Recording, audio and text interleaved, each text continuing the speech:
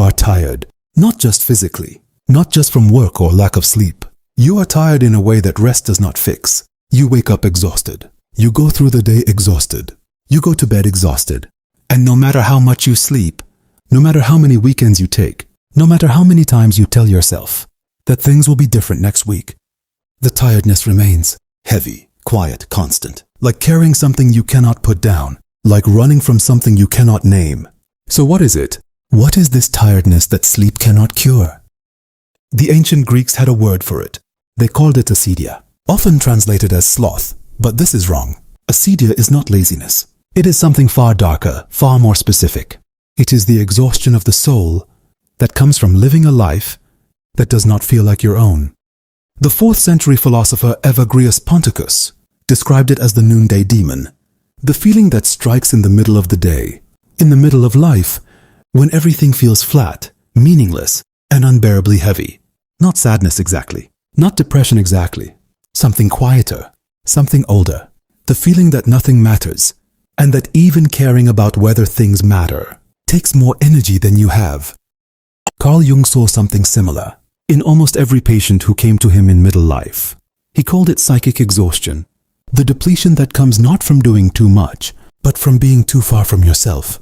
Jung believed that every human being has what he called the self, the deepest, most authentic core of who they are. And when the life we are living is too far from that self, when we wear masks too long, when we perform roles that were never truly ours, when we silence the parts of ourselves that make us most alive, the psyche begins to drain, slowly at first, then all at once. Not because life is too hard, but because the life we are living is not truly ours. Think about the last time you felt truly alive. Not happy exactly, but alive. Present, awake, lit from within.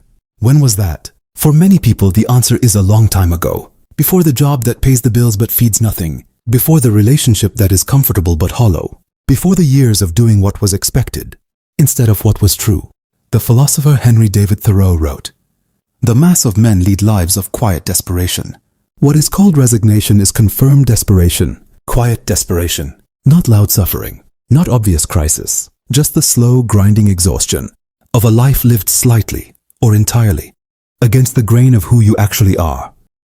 The psychologist James Hillman spent his life studying what he called the soul's code, the idea that every human being is born with a particular shape, a particular calling, a particular way of being in the world. And when that calling is ignored, when it is buried under obligation, fear, or the expectations of others, it does not disappear. It turns inward. It becomes weight. It becomes the tiredness that no sleep can fix. Because the body is not tired. The body is fine.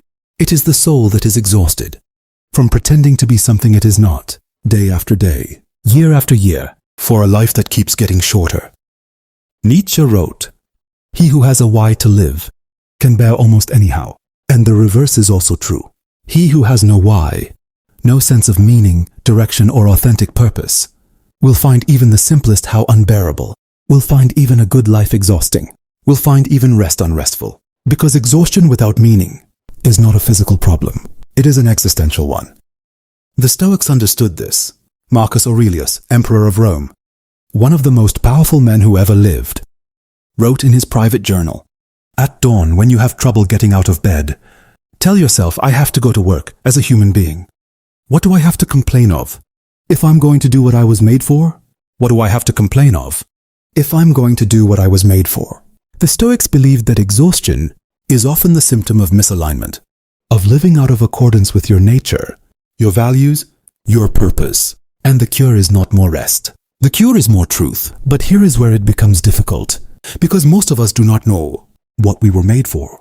We have been so busy surviving, so busy meeting expectations, paying bills, becoming who others needed us to be, that we never stopped long enough to ask, what do I actually want? What actually matters to me? What would I do if I were not afraid? These are not easy questions. They are the hardest questions. And most people spend their entire lives avoiding them because the answers might require changing everything.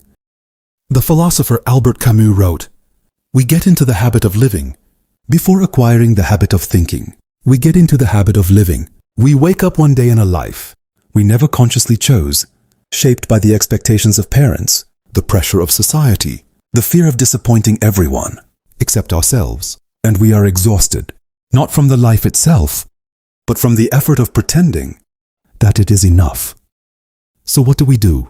Not quit everything, not burn your life down, but begin, slowly, honestly, imperfectly, to ask the questions you have been afraid to ask, to notice where your energy goes and where it comes from, to pay attention to the moments when the tiredness lifts, even briefly, and ask what is different in those moments. What are you doing?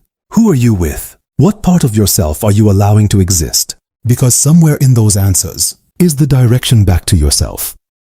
Jung wrote, "The privilege of a lifetime is to become who you truly are, not who your parents needed you to be, not who your culture told you to be, not the person who fits neatly into every expectation, but who you actually are, underneath all the performance, all the obligation, all the years of living for everyone, except yourself. That person is still there. Tired, yes, but still there. Still waiting." The tiredness is not a sign that something is wrong with you. It is a signal, a message from the deepest part of you, that something needs to change. Not everything, not all at once, but something. Listen to it, because the life you are meant to live is not the one that exhausts you. It is the one that, even on the hard days, even when it is difficult, makes you feel like yourself. And feeling like yourself is the only rest that truly works. Think about it.